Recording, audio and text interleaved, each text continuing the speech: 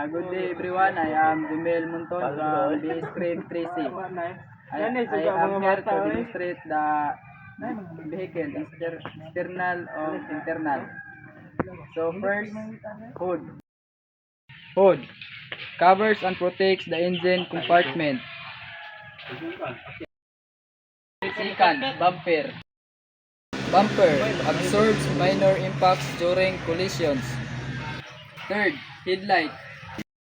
Used to eliminate the road ahead when driving in low light. Next, side mirror. Used to help the driver see vehicles behind and to see sides.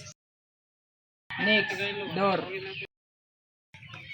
Provide access to enter and exit the car. Next, window. Allow visibility while protecting passengers from wind and debris. Wheels and tires support the car's movement and grip the road. Taillights indicate braking and signaling at the rear of the car. Windshield protect passenger from wind, dust, and debris while allowing clear vision. Next, windshield wiper. Clean the windshield for better visibility during rain or dust. And last, roof. Protects passenger from sun, rain, and other weather conditions. Now I am demonstrating the internal parts. So steering wheel. Steering wheel used to control the direction of the car.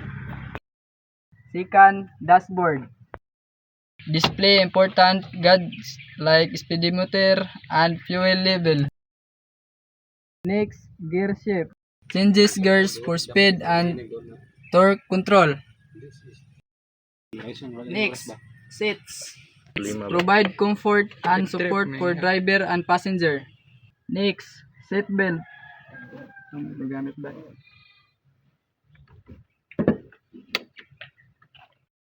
Seat belts, safety devices to secure occupants in place. Next, air conditioning. Regulates temperature and airflow inside the car. Next, audio system. Audio system, entertainment and navigation control. Next, glove compartment. Glove compartment, storage box on the passenger's side dashboard. So this is pedals. This is accelerator. Controls the amount of fuel entering the engine to adjust speed. This is clutch. Engage and disengage the engine from the transmission when shifting gears. This is brake.